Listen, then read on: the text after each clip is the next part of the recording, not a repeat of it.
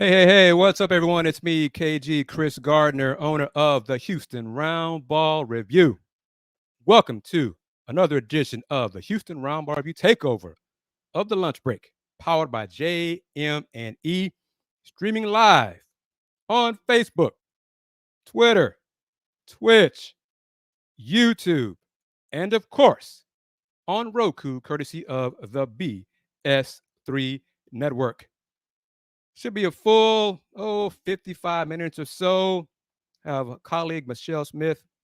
Hopefully she can join us from the West Coast, the left behind coast, as far as college football is concerned. And then Mr. A.D. Moore from the Max Korner is going to talk some Texans at the bottom of the hour. And there she is, one of my, how should I phrase this about her? My colleagues, one of the queens of covering women's sports. I met her at the Women's Final Four a couple of months ago. She's ready. I'm going to bring her in. Miss Michelle Smith, how are you? I'm good. Sorry about the view of my kitchen, but it's the best signal I have today. That is quite all right. That's all I'm right. glad you were able to join me today here on the lunch break. Yep. This is different. This is one of my, you know how we talked a little while ago, you got to adjust with the times and try to do your side hustles and things like that. So this is one of those things. You got it. Okay, I'm going to show something to you. It's 3 slides. Okay. And I think just give me your reaction when you see these 3 slides. Okay. First one. It'll be good. I mean, I think they'll all of those programs from a women's basketball perspective, and they're going to bring things to the Big 12. Obviously Utah's going back. Arizona and Arizona State are together. They've got a good rivalry. Yeah, they're going to bring good things to they're going to bring good things to the Big 12. It's painful for me to look at these, just so you know. Oh, well, okay. This one may these next 2 might be more painful. Yeah. I mean, Oregon did what it had to do. And it's Big 12's going to be tough. Big 12's going to be good in a lot of sports, isn't it? I mean, it's going to be, and Oregon's going to bring a lot to it. Oregon's going to bring its swag. Oregon's going to bring, its ability to recruit, its great facilities. Yeah, Oregon's going to bring a lot to the Big 10. And then this one, of course. Yeah. And you know what? Washington is, has been a great athletics program. And I think that it's probably a tag along with Oregon. They were going to go together. But I don't think having schools like Oregon and Washington are bad for the Big 10, Big 20. What are we calling it? Big 18? Right now, the Big 18. But let's get into it right there. Yeah. I mean, 3 slides.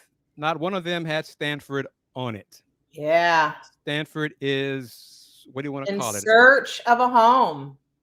And really, really, really interesting, right? Yes. And making this abundantly clear that this is all about football, and everybody else is going to get pulled along for the ride, for better and for worse, and in a lot of cases worse. But this is about football, and Stanford and Cal are not bringing the football brand that these conferences, feel like they want to pay for, or more specifically, the TV networks think they want to pay for. And so here they are out in the 2 of the best academic institutions with some storied athletes, particularly on the Olympic side, just wandering around in the desert looking for a conference. And as far as I know, in these last few hours this morning, Stanford and Cal are not going to go to the ACC unless that changed in the last few minutes. Yeah, sounds like that. What are your thoughts on? Okay, let me back up, Michelle. Yeah.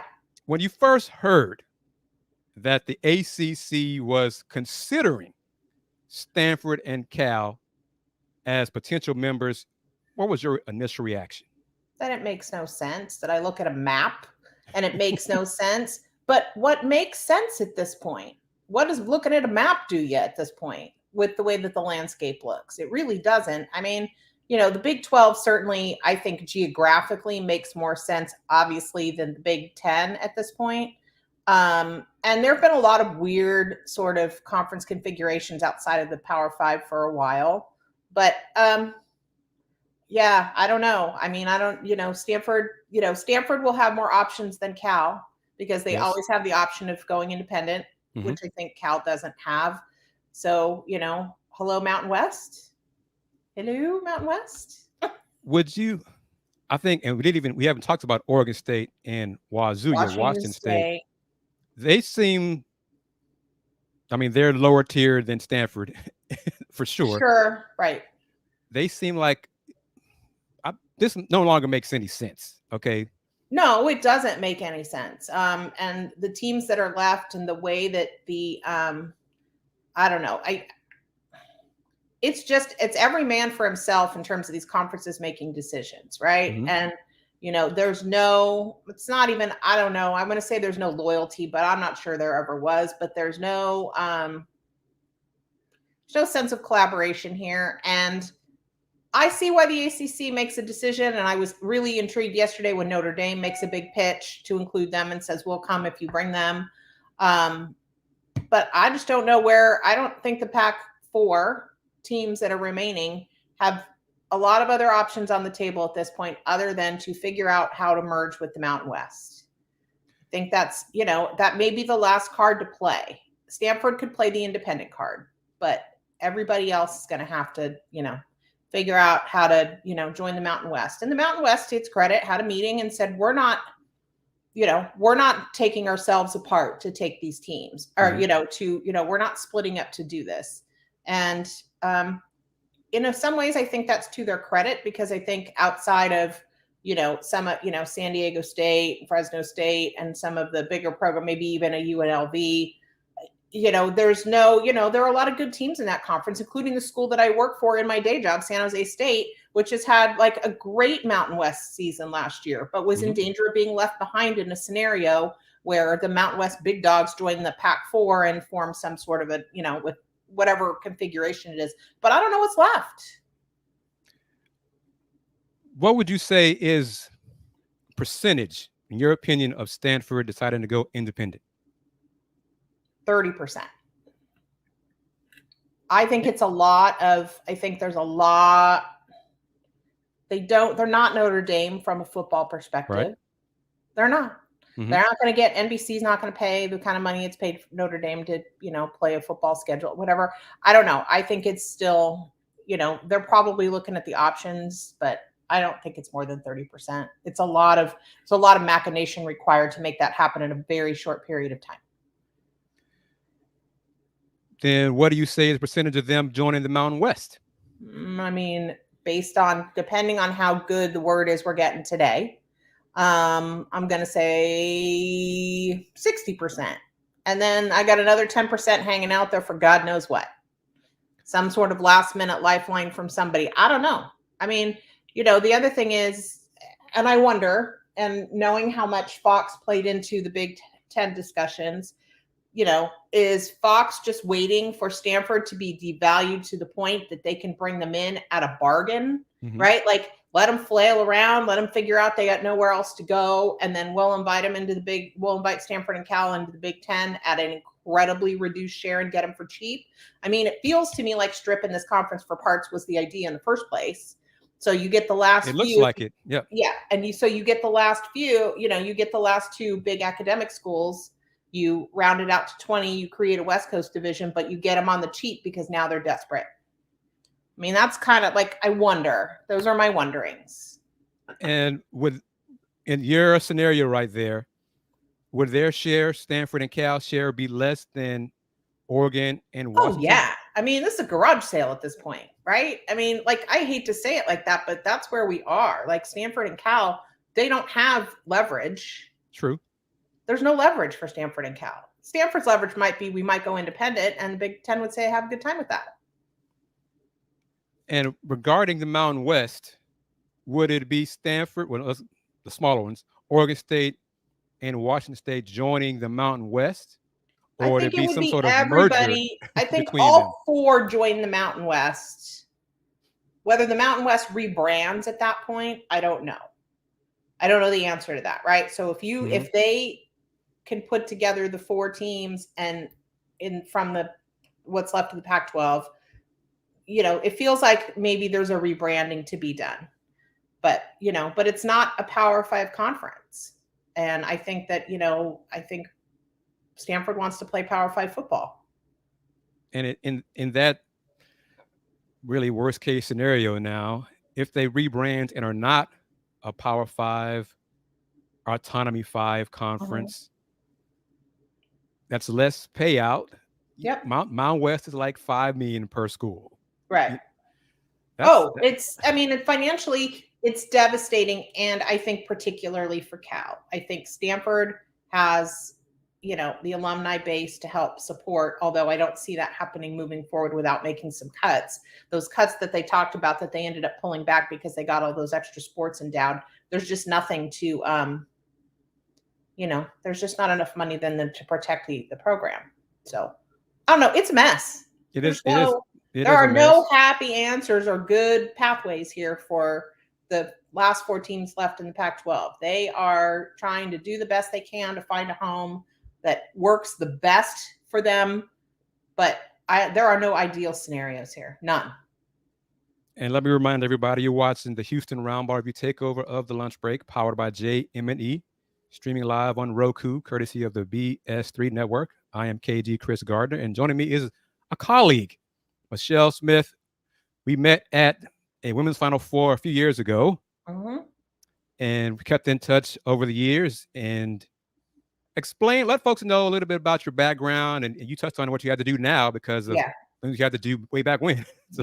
So I've been covering the Pac-12 for about 30 years. I was at the San Francisco papers, both the Examiner and the Chronicle. I was on primarily my coverage has been around women's sports and women's college basketball for the last 30 years, but I spent 7 years on the Stanford football beat. I covered Pac-12 football for AOL when they had a sports site called Fan House. I've been around the conference a really, really long time. So watching what's happened, honestly, it hurts. It's hard. And I think that when you see the way it fell apart, it makes sense, but you still can't believe it actually happened. Like, that's the way I feel about it. I'm reading some of the, I guess obituaries, for lack of a better term, and I see how it happened, and I still can't believe it happened.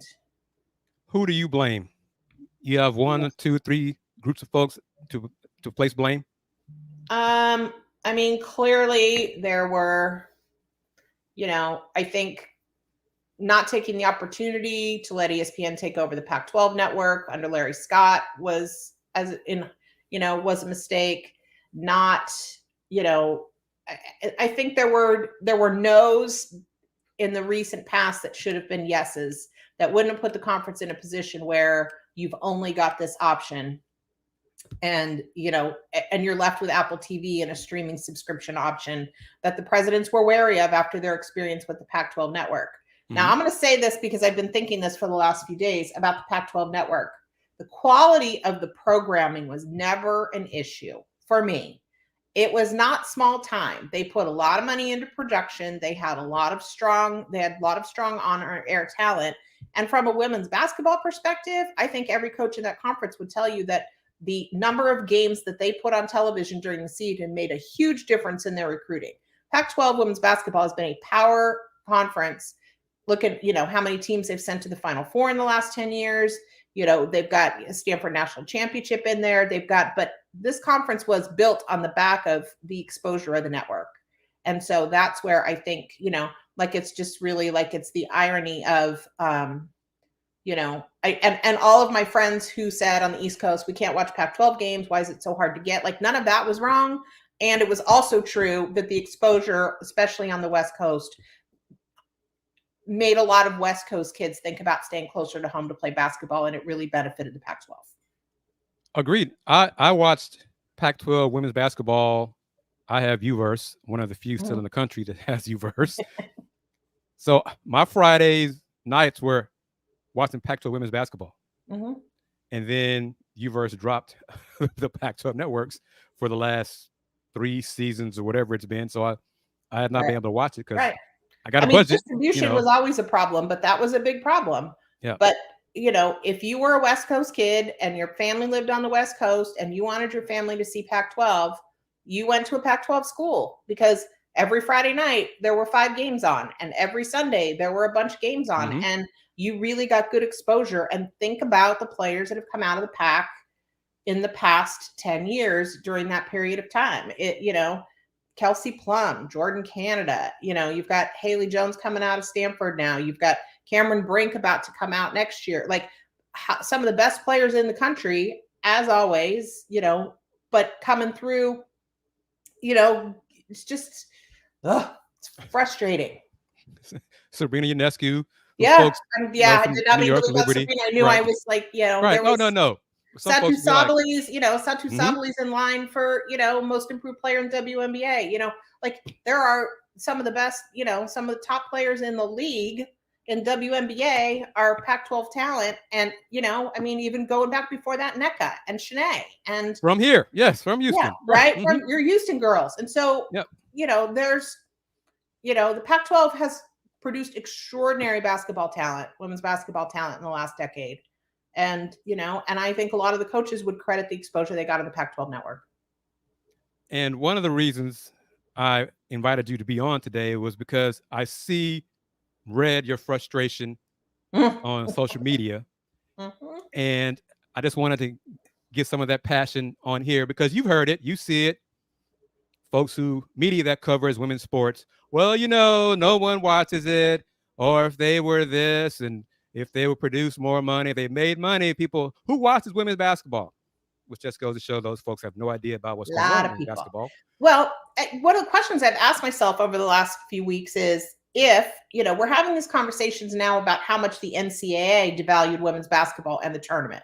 And had that been different, I'm not saying that any of this doesn't happen, but, if there's some payout to these universities for the women's basketball tournament that they weren't getting because they were squashing the value of the tournament, do people make different decisions because they're getting $5 or $8 million a year from the women's tournament that they weren't getting before? And does that bridge any gaps and make things easier for people to look at things because they know they've got that income? I mean, now when we're talking about the fact that the women's basketball tournament has been devalued for a long time, now I want to know by how much. Right. Now I want to know how much money would have gone to those conferences and what difference that would have made in their financial discussions. It's not football and it's not men's basketball with the NCAA tournament. But the fact is that tournament has been undervalued and devalued for a long time. And now I think it's time to find out by how much. And if any of this could possibly have been different if there was women's basketball money in the kitty for these schools. I don't know the answer to that question. I just am asking it. The other question I know that a lot of us are asking who cover women's sports a lot is, and I think the Missouri football coach said it, right? Yes. Like, football will be fine. What about everybody else? This is like, and what happens to, if you've got Stanford and Cal, which are two of the biggest Olympic pipelines that we have, how does that change our Olympic pipelines for athletes if, presumably they go someplace else, but the quality of coaching they get, the Olympic program knows that athletes that go into the Cal swimming program or the Stanford swimming program or, volleyball or whatever are getting the best coached, highest quality athletes. What happens? Does this impact the Olympic pipeline? Does it impact the pipeline to the U.S. women's national soccer team? How many Stanford players are on that roster? I have a lot of questions about us all making football decisions based on TV money and what it does. And I don't know if everybody saw this, the meme from Chip Kelly, the UCLA coach, saying, look, make 2 divisions of football, 64 team Power 5 division and 64 team, not Power 5 division, and let us both play for national championships and set up a schedule and leave everybody else to conferences. Come on, let's do it. It's not fair to basketball and baseball and softball and everybody else to be dragged across the country through the winter and into the spring and into crappy weather and into, and on long flights and eating bad airport food and mental health challenges and academic challenges. And I should have led with that because apparently these are student athletes, apparently. Student assets, but yeah. Yes. Right. But it doesn't have to look like this. Agreed. It doesn't have to look like this, where football dictates where everybody goes and everybody else just has to deal. It doesn't have to look like this. And more national writers are bringing it up the last few days. But some folks who don't know, Notre Dame football is independent. Mm-hmm. The majority of their other sports are in the ACC. Correct. Their hockey team might be in the Big Ten. Whatever.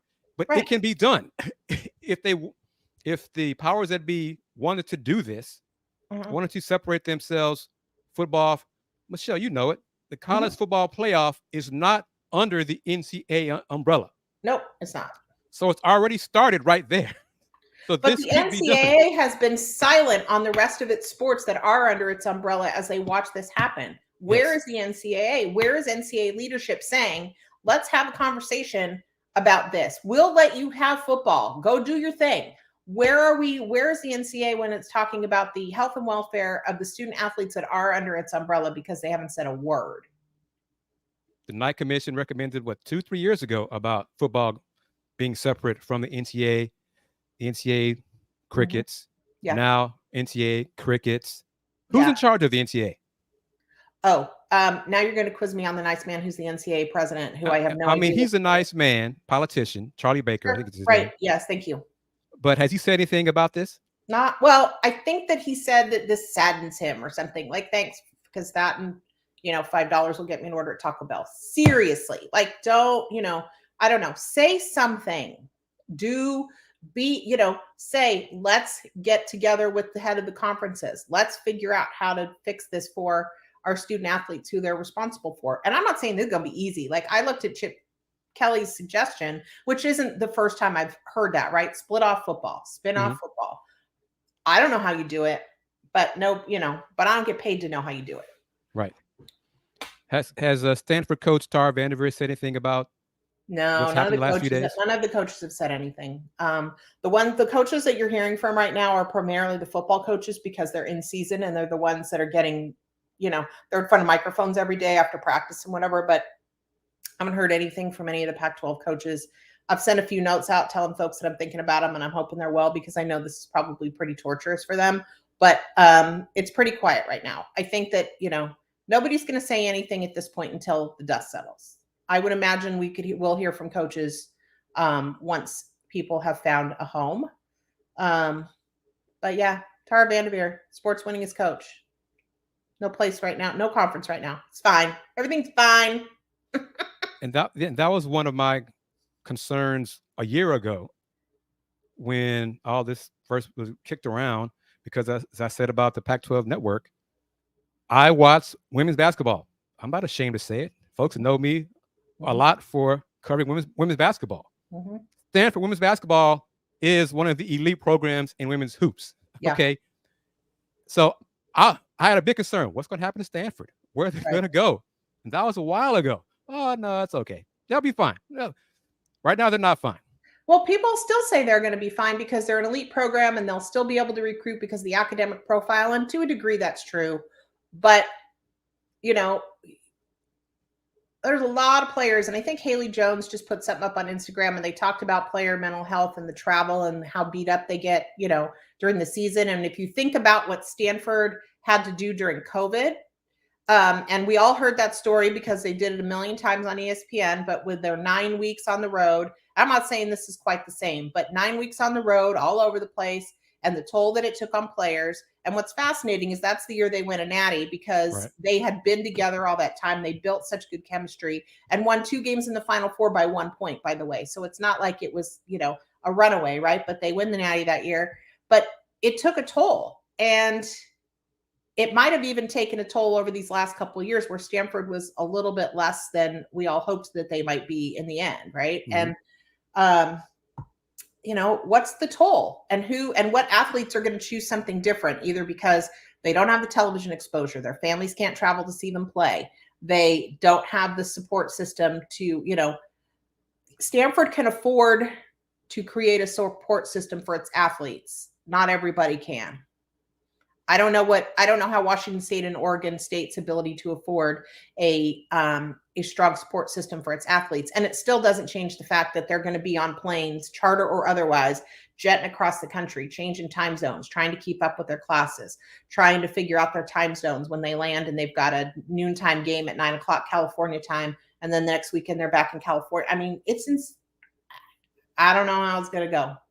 I don't think it's going to go great. What are your thoughts on what was turned down, the Apple streaming platform, all streaming basically, as being visionary, but the coaches right now, no, we need some linear TV deal. Yeah, I don't know enough. Except that, you're not talking to, university presidents aren't young, and they're not. And, whatever Apple might have been coming out, whatever's visionary, whatever's groundbreaking, whatever, just makes people nervous because they tried visionary and groundbreaking with the Pac-12 Network and it didn't work. Mm-hmm. I think if there had been a linear partner with Apple, I think it would have been a no-brainer. Let's try this awesome thing that Apple's proposing because we still know that we've got the comfort of an ESPN package or a Fox package or something, right? But they didn't have that, and there was no blanket, there was no safety net there for them. And so I think that that's what made everybody really skittish. And the money's dependent on subscriptions. And I think Apple probably would have done a decent job of marketing it and selling the hell out of it. I mean, marketing and selling things is Apple's thing. It's the thing they do. But you can't convince a bunch of people who've just had who have a little PTSD about the Pac-12 network that a streaming only option based on subscription model is the future for their conference. And I don't blame them for being skittish about it. And based on that, Michelle, were you surprised that the commissioner, George Kliavkoff, that really was what he presented to everyone? I think that's all he had to present. But that's what I'm getting at is he waited so long. He turned down other linear opportunities. I mean, those are the mistakes that we were talking about earlier, right? Those are the things that we're going to say, okay, here was, we turned down linear offers. We told, ESPN came to us with an offer and it was a nice offer, but it wasn't quite everything we wanted. So we asked them for a lot more and they said, thanks, that was fun, bye. And they left, right? Like there's, I don't know. There were mistakes made that led us here.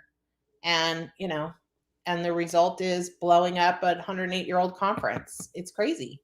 I go back to where we started. It's crazy that we're here. We got about a few more minutes with you. I know you had to go. Thank you very much, Michelle Smith, for taking time to join me here on the Roundball Review Takeover. Are you still covering the WNBA? A little bit. It's been a quiet summer for me for WNBA. I am waiting very patiently for the expansion announcement and hopefully a Bay Area team because we've been waiting a long time. Mm-hmm. And hopefully that's going to happen. But I'm keeping an eye on what's going on in the W, but I have not been spending a ton of time with it this summer. With the demise of the Pac, what will you do after this coming season regarding the Pac coverage? Don't know yet. Don't know where everybody's going to land yet. I mean, hopefully I'll do my Pac-12 coverage this season. And I really hope that they can give these athletes a really good season. It's going to be a historic season for all the wrong reasons. But I hope that, I hope enough employees are going to stick around at the Pac-12 and that they're going to be able to run good tournaments and things like that's my other worry right now is that people are looking for lifeboats. And, are they going to have enough people over there to be able to do the end of this conference the way it should be done? Honor the history that's there. Well, sure. One final thing regarding Big 12 women's basketball. Yeah. Do you think with Arizona State, Utah, Colorado joining the Big 12 will help the conference return to national prominence? I mean, you're obviously losing Texas and Oklahoma. Mm-hmm. And Texas has been obviously a historically successful program and Oklahoma's had its runs. And I think you need 4 teams of that quality to replace what you're going to lose with Texas and Oklahoma. So I'm going to say from a prominent standpoint, I think for a couple of years, it's going to stand pat, but I think those teams are going to raise the level of recruiting. I think they bring in some great coaches that are going to do some great work. I mean, Lynn and JR and Adia and, they're really good coaches and they know how to get good players. And I think that's going to up the game for everybody. I hope you're right. I think you're right. I'm afraid it's going to make things difficult on the University of Houston women's basketball program. But competition, iron should sharpen iron, hopefully, but we'll see how it all plays out. Let's hope so, because in all of these scenarios, there are schools that are going to turn out, things are going to be less good for them than they might have been. Michelle, thank you very much as always. It's great talking to you. Good talking to you. If you don't mind, how can folks find you on social media? All right, so I'm still calling it Twitter. Okay. At MaxSmith413, Instagram at MaxSmith413, and yeah, I'm just doing the thing. I'm not spending a lot of time. I've got my threads, and it's the same handle at MaxSmith413. I'm just not doing a lot there yet. I got to get warmed up on threads. I think I follow you on threads. I think. Yeah, I gotta get warmed up on threads. Sounds good. Yep. Thank you very much, Michelle. Great to talk to you. Great to see you. Thanks. And hopefully we'll have better news to discuss at some point in the future. Thank you. Thanks, Chris. Take care. Sure. With that, I think my man is ready. A.D. Moore. Mr. Moore, how are you, sir? KG Chris Gardner, what's up? What's up? Going to say thank you to Tony M and BS3 Ben from BS3 Network for chiming in as always. Going to take a quick break, Brother Moore, to remind folks a couple of things of who the lunch break is, as well as what BS3 is all about. So we got about 2.5 minutes, and we'll be back. You're watching the Houston Roundball Review Takeover of the Lunch Break, powered by JM&E, streaming live on Roku, courtesy of the BS3 Network. Are you looking for something to do on your lunch break? Well, there's a show on the BS3 Network that has only 4 words to say to you. We ready. We ready.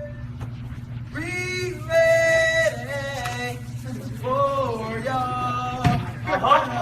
We ready. We ready. We ready for y'all.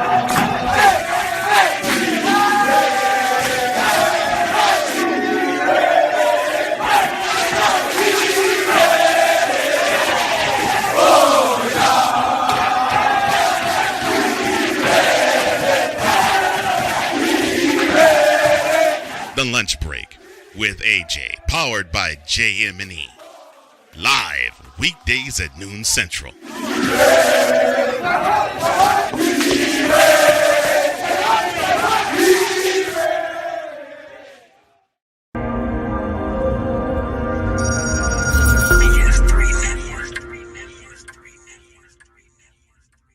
BS3 Network, changing the way you watch TV.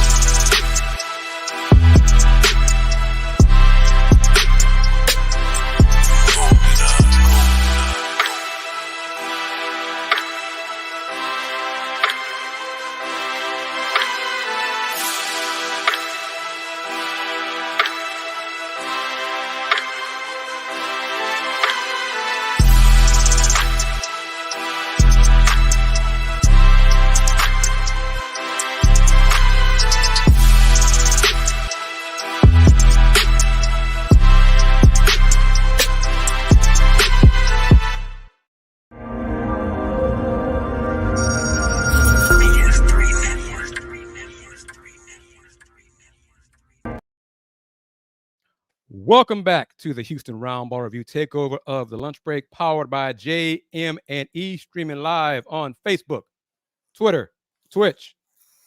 I should have said X, my bad. X, not Twitter, X. YouTube, and of course, on Roku via the BS3 Network. If you don't have BS3 Network or BS3, get the app on Roku or just go to the website at bs3network.com. I am KG Chris Gardner, owner of the Houston Roundball Review, and joining me is my man, my colleague, my brother, AD Adolphus Moore from the ad Max Korner. We're going to talk Houston Texans. Mr. Moore, how are you, sir? Good afternoon, ladies and gentlemen. KG, how are you doing, man? I'm doing outstanding, doing great, man. Great conversation about the demise of the Pac-12, Pac-4, Pac-2, Pac whatever. It's kind of ironic that you saw the implosion within a matter of, a couple of days. You saw the implosion of a major Power 5 conference just go up. You know, it was almost like a natural disaster happening, you know, and I'm not making light of it. I mean, because you got some major natural disasters going. You got the major fire that's going on in Lahaina in Maui and Hawaii, and you know, your heart goes out to those folks. And then we are under a major heat dome, and you know, it's dry. You know, a fire ban going on here. Some part, I mean, in Alaska. You know, they got major flooding. Imagine this, Chris. They got major flooding going on in Alaska because the glacier has broken loose and it raised the water table. Go figure, man. Go figure. And of course, climate change is not real. But No, it's not. But we digress. Yeah. Okay. Mr. Moore, I believe the Texans have a game this evening, sir. Yes, they do. At 6 o'clock, we get to see the DeMeco Ryans version is long sought out. You know, been looking at a lot of practices, sweating at a lot of practices. Excuse me. At long last, we will see this version of the Houston Texans as it takes the field against the New England Patriots, and probably CJ Stroud will get the starting assignment. Not a surprise there. In fact, he'll probably be the starting quarterback when they go up against the Baltimore Ravens. September the 10th? I think that's a Sunday. Yeah, September the 10th there, it's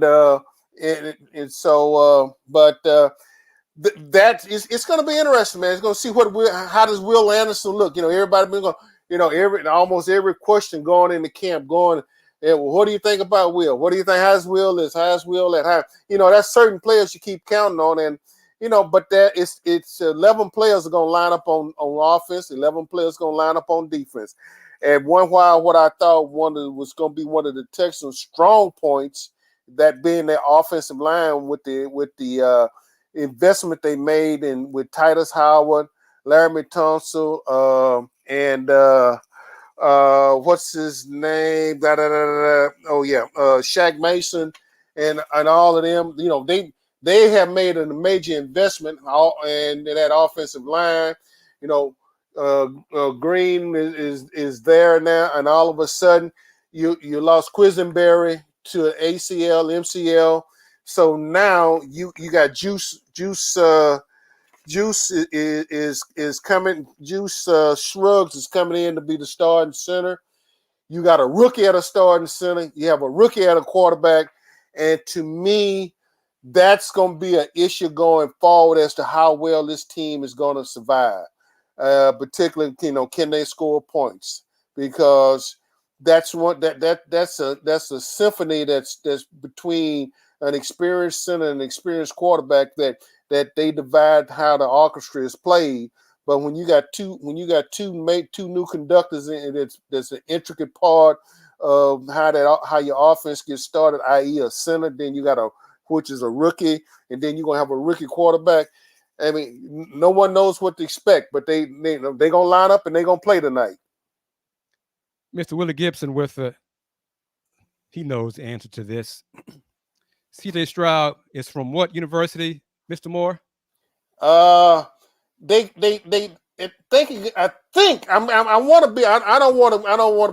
they go by the Ohio State University. I think that's what they reference to. You know, yeah, I think you're correct. But who is at some point, maybe soon, projected to be one of his top offensive weapons at wide receiver? Tank Hill. I mean, Tank Dell. Tank Dell. But what school did he go to, Mr. Moore? Tank Dell out of the University. What school did he go to? Out of the University of Houston. I think that's your alma mater, if I'm not mistaken. You are correct, sir. You are correct. I think, yes. But Mr. Gibson, all he has to do is just go like the university, So I don't see, as many times as he brings up things referencing CJ Stroud, I'm going to continue to bring up Tank Dell. So it's all good. No worries whatsoever. But a reminder, Mr. Moore, Tony, Brother Gibson, make sure you get you a Houston Roundball Review mug to enjoy your favorite adult beverage or not adult beverage. Not adult beverage, yeah, without a doubt. And he says making sure the Ohio State University. Notice here, I'm surprised he didn't put that "the" in big Gothic letters and so forth, and forget about the rest. Just make sure you put "the" out there. Yeah, "the" out there. But it's okay. It's all love here on JM&E with me and Willie Gibson, one of my brothers on the Folks Talking Sports live stream shows, which AD has been a guest on, sometimes leading into or sometimes follling. With the Max Korner. Hey, and really, and this season, Chris, it could be falling, it could be going in, because depending on what time the game's in, and we get out, we get the highlights done during the regular season. And in fact, even tonight, the corner will be active, maybe for about 10 or 15 minutes, just to do some quick highlight, just figure what I saw, did what we were looking at in practice for these last 10 practices. Was everything, what surprised us, what didn't surprise us, what needs to be taken care of, all of that. So we'll probably do a wrap sometime tonight around once the game is over. We'll jump on here and we'll jump on both channels and just do a quick highlight wrap and go on down the road. Sounds good. Tony M taking a dig at Brother Gibson. Duh, Ohio State University. Yep, that works for me. Big Thrillo, how you doing? A TSU, I think TSU alum. I know a TSU supporter. Big Thrillo, thank you for chiming in here on the lunch break. Houston Roundball Review Takeover, powered by JM&E, streaming live on Roku, courtesy of the BS3 Network. Me and my man AD Moore. You've been to practice. You've started sharing clips on YouTube Shorts, getting some good numbers, good feedback, viewers from that, as well as on Facebook and X as well. Kudos for yourself for doing that. Yeah, and I'm about to add the Instagram to that, Chris. It'll be the Instagram will be tagged. It's tagged as the Max Korner. So we were able to secure that, and so that's getting ready to work into the social media mix. So it's about it's once I get through at practice, man, you get through with all the interviews and everybody what they have for you.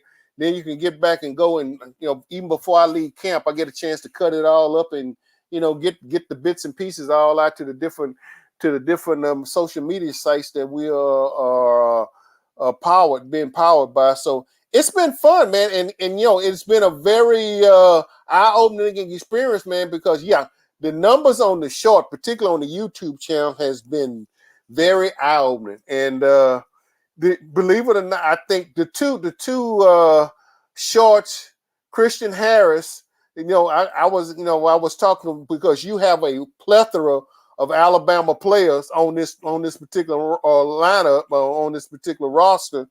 And I was just asking one day, have y'all, got yourself a little click name or something? And he sort of looked at me and laughed and said, no, I hadn't thought about that. And you would be surprised the number of folks, I guess a lot of Alabama folks are probably waiting for that name to show up one day. But, we'll see. It'll be out there. And Big Thrillo is a TSU alum and former player. I might have to get him on the show. Talk about TSU football, Texas Southern football. TSU here for us. We know Tennessee State's over there on the other side of the country, but TSU, Texas Southern, is TSU here in H-Town without a doubt. But Big Thrillo, stay by your email, man, or hit me up by email, see if we can get you on the show, a future show, get you on FTS, or even here on the lunch break. Talk some TSU football. I finally heard, Mr. Moore, that TSU has football practice, I think, at 6:30 in the morning. I heard that yesterday. I finally received word about that. Oh, okay. Well, you know what? What's interesting, Chris. We've been wondering.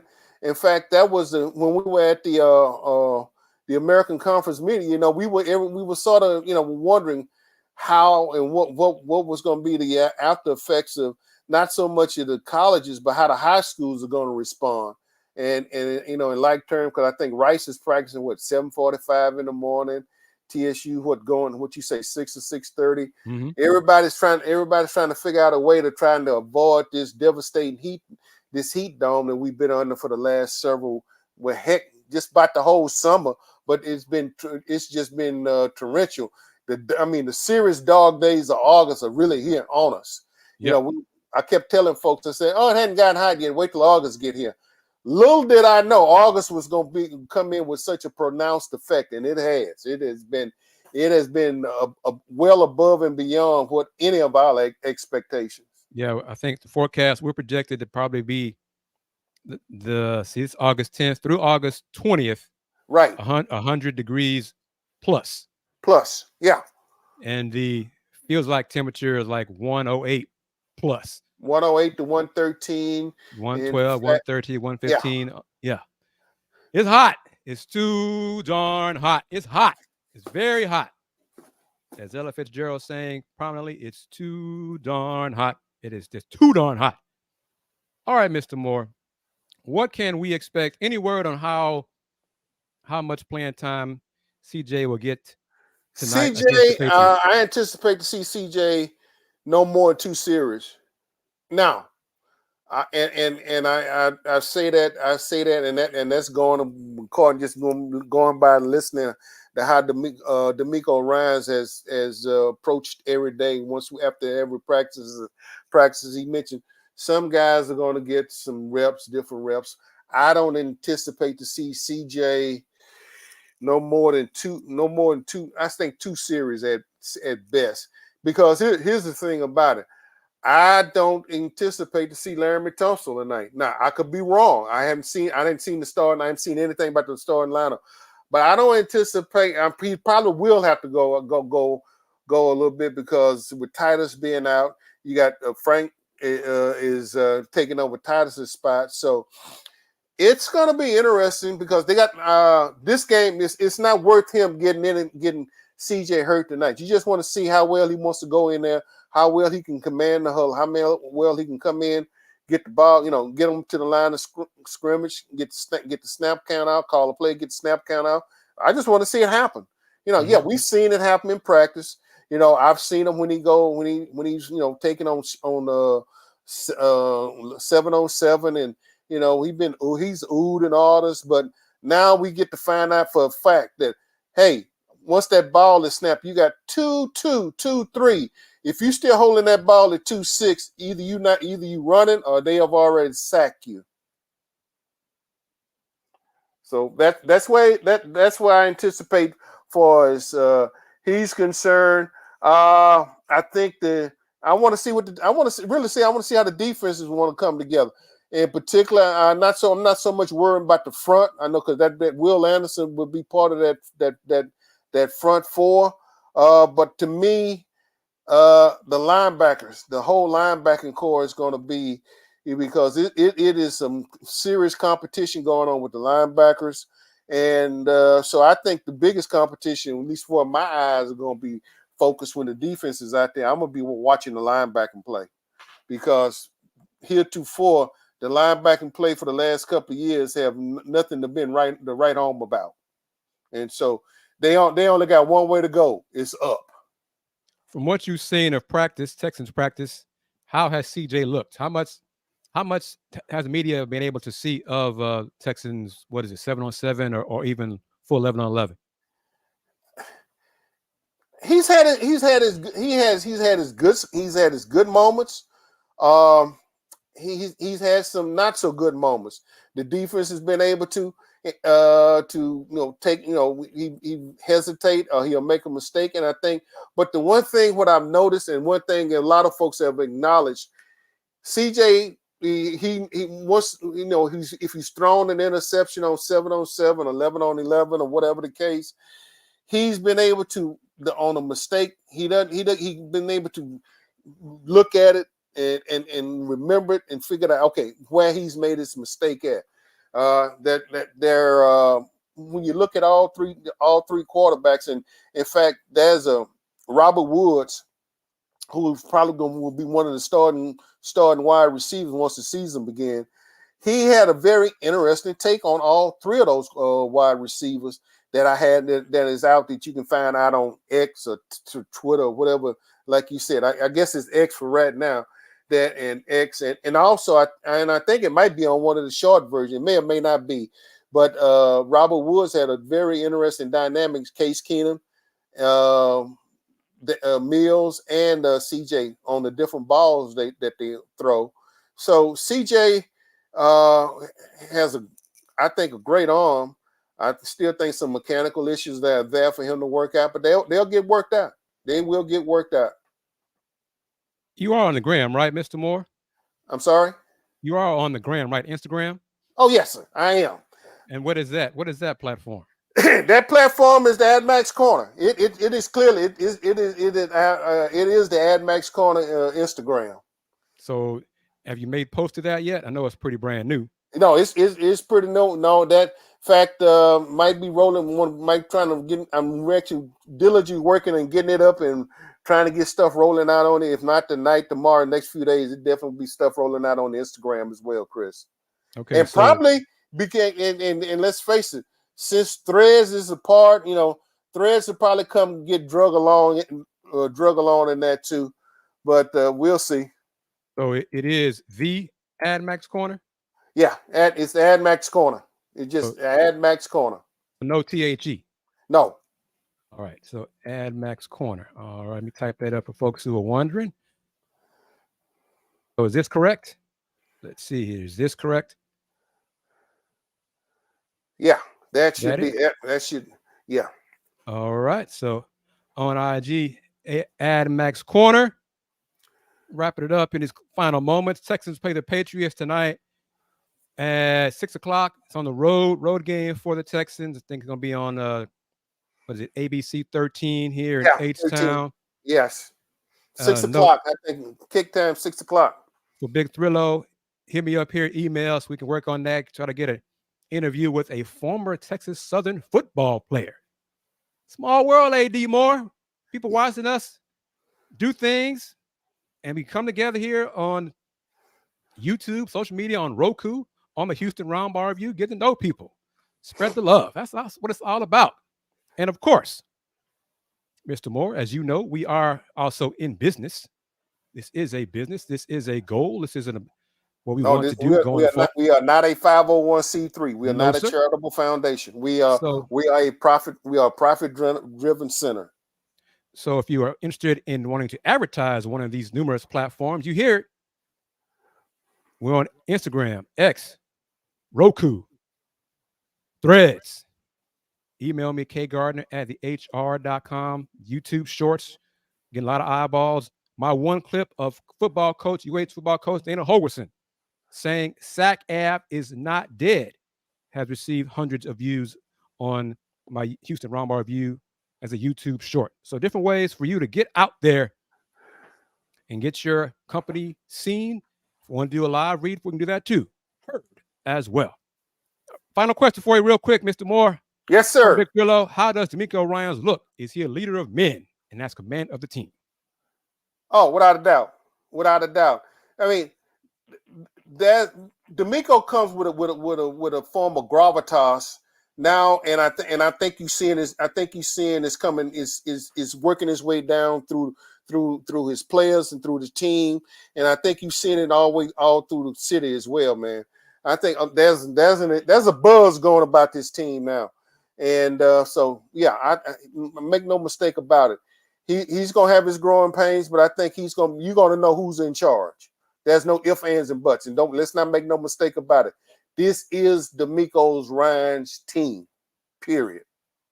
Excellent. So, Big Thriller, I hope that answer puts a smile on your face. This final minute and change of this edition of the Houston Roundball Review takeover of the lunch break, powered by JM&E, streaming live on Facebook, Twitter, X, YouTube, and of course on Roku. Yes, on Roku via the BS3 Network. Mr. Moore, how can folks find you again? Okay, you can start me at X AD_Moore 64. Instagram Max Korner. Instagram is the Max Korner. You can catch me on my own personal Facebook page, Adolphus Moore out there, and I'm utilizing, but a lot of my shorts are going on the YouTube channel. So folks out there, and the thing what I like about the shorts, Chris, I got folks even going like, hey man, I get a notice every time one of them pop up. So it's been a lot of eyeballs. I mean, within the matter of the last few days, man, it's been a lot of eyeballs going to the YouTube channel. So I'm very encouraged by that. So if I can get those same Instagram eyes and turn some Isn't people that right? Huh? Max Korner on YouTube as well. Max Yes. Korner on YouTube. Yeah. So yeah, YouTube and IG, Max Korner. All right, Brother Moore, thank you very much as always. I am KG Chris Gardner of the Houston Roundball Review. Catch me on IG, Threads, and TikTok at Houston Roundball Review, and of course on the Houston Roundball Review on YouTube. Hope you enjoyed the conversation today of the Houston Roundball Review takeover of the lunch break, powered by JM&E. Thank you to my colleague Michelle Smith McDonald. She's Michelle Smith to me. Covered women's basketball for eons and eons. Covered Pac-12 for 30 years. And now it's down to the Pac-4. So hope you enjoyed that conversation with her. Michelle, thank you as always for chiming in and showing her passion about covering a once proud conference. We're going to close it out. Mr. Moore, thank you as always, my man. Have a good show tonight on the Max Korner. Catching it on Max Korner as well as streaming live on the Houston Roundball Review YouTube channel.